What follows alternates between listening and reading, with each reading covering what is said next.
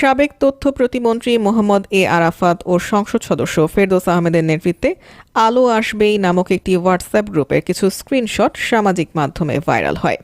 সেখানে দেখা যায় অভিনেত্রী অরুণা বিশ্বাস পরামর্শ দেন ছাত্রদের ওপর গরম পানি ঢেলে দিতে। 107 সদস্যের ওই গ্রুপে আরও ছিলেন অভিনেত্রী শামীমা তুষ্টি, চিত্রনায়ক রিয়াজ, সাজু খাদেম প্রমুখ। স্ক্রিনশট ফাঁস হওয়ার পর থেকেই গ্রুপে যুক্তদের প্রতি ঘৃণা প্রকাশ করছেন অন্য শিল্পীরা। বিষয়টি নিয়ে এবার ক্ষোভ ঝাড়লেন জনপ্রিয় অভিনেত্রী মৌসুমী।